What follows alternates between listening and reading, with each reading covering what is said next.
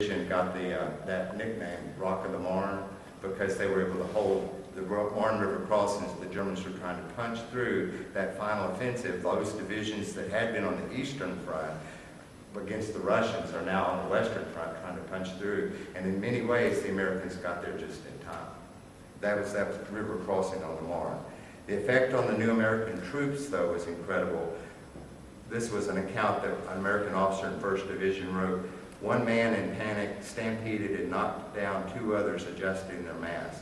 He rushed down the trench screaming and made no attempt to put on his respirator. He died shortly after reaching the dressing station. Another man threw himself in the bottom of the trench and began to scream. Two others, trying to adjust his respirator, had their own pulled off and were gassed. He was finally carried out of the area, but died not long after. Another private couldn't find his respirator and became panic-stricken. When it was found and finally adjusted, he claimed it was broken and changed into his French mask, breathing in gas while changing. On the way to the dressing station, he repeatedly pulled the French mask away from his face and breathed the gas-laden air, died shortly after reaching the station. So you get the impression this is a perfect weapon. This doesn't just do the damage of a gunshot wound. This does damage all the way through the ranks.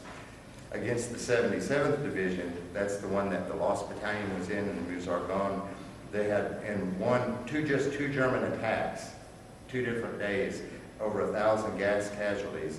30% of them had burns, 60% had eye complications, and 10% had lung complications. So you can see just protecting against the lung exposure with the respirator, especially against mustard gas, is only partial. The net effect, in several studies, those gas shells, every gas shell caused 2 to 4 casualties. That's back to what you're talking about, how cost effective it was. A casualty from the high explosive shells, the ratio was 44 of those high explosive shells to inflict 1 casualty. And so every gas shell was creating 2 to 4. Every one. Gas replaced high explosive as the chief artillery weapon. And the impact, well, some of the folks says that you could understand just in that account was just panic and anxiety. That's good enough to make somebody ineffective. You don't have to shoot them. Gas hospitals had to be near the clean water supply because you had to try to get it off. Once it got on there, you had to try to get it off.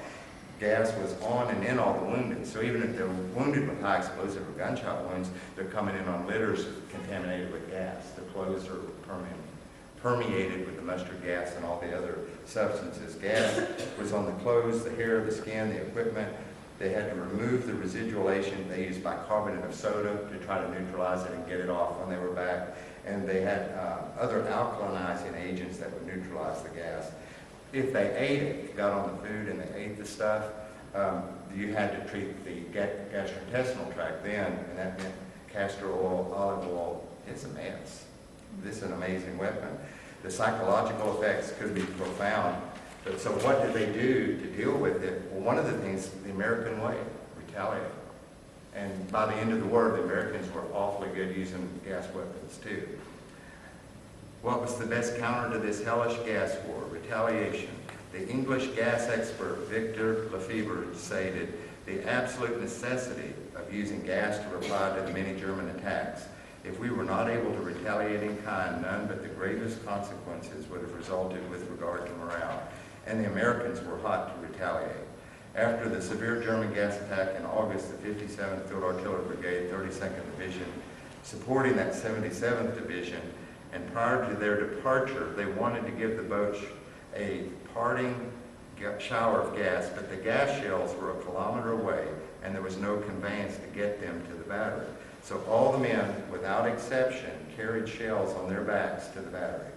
General Bullard of the 1st Division remarked that when his cannoneers were at last issued gas shells in July 1918, their morale soared and the issue caused a great jubilee.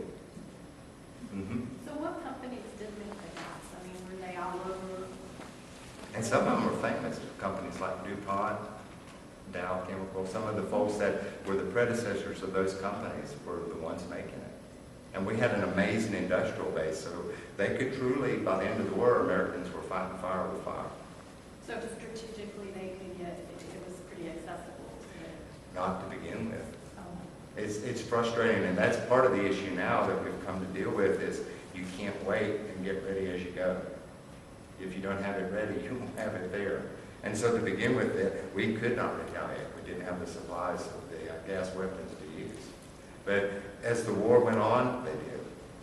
And the American development actually was a product called lewisite. That was an arsenic-based chemical agent similar to mustard, but it was far more effective because rather than just burning, it would cause death. So it was a vesicant that was a killing vesicant. And it was just being deployed at the end of the war. It would have been used in the offensives in 1919 if the war had still been going on. We had gas and flame regiments. They had those Livens projectors and the Stokes mortars.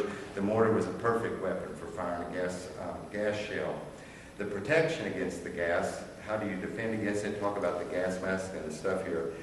The gas mask was an individual protection, and like the cootie, as so many of them talked about, they always had the gas mask on. So they were all had the lice infestation from the trenches and from the bunkers and being around so much of it. They also had the gas mask they kept with them at all times.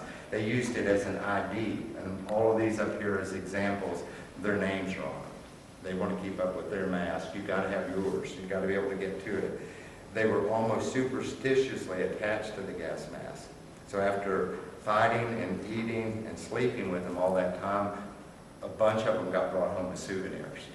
I mean, if you think about it, after you've gone through that, would you really want something like that around? But they did. It was just the Americans and the souvenirs. Inscriptions on the mask carriers are becoming more numerous every day. Some are embroidered with khaki thread, some just marked with pen or pencil. I need thee every hour, always in the way, People's Gas and Light and Coke Company, Tango Lizard, Old Man of the Sea. Probably the most descriptive name inscribed on a gas mask is War Bride. I'm wedded to it. It lives here. It goes nowhere else. How did they get the word out?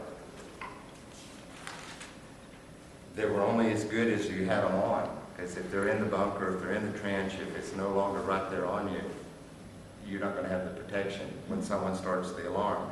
But the alarm itself was interesting. That's what I brought this. This is a World War I gas alarm. These were the same thing as battle rattles that were used on ships as alarms in the Revolutionary War era. And so anybody that would be asleep, anyone who could get it, that's the alarm put on the mask.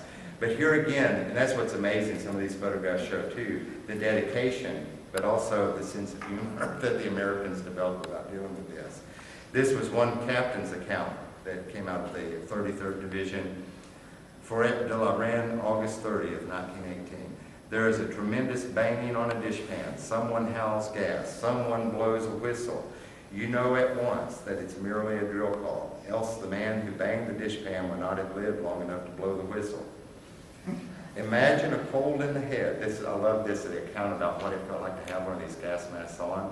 Imagine a cold in the head, a dentist's chair in the days of the rubber dam, a gag, an inability to swallow, a nose filled with hot cinders, a hat 4 sizes too small, all intensified to the nth power of the mixing. You can realize the wild freedom of the gas mask. Useful, ah yes. During the first 6 hours of wear, it saves the wearer's life. During the next 6 hours, it makes him realize life's futility. A man who had never known the desirability of scientific safety might object to being gassed. Not so the man who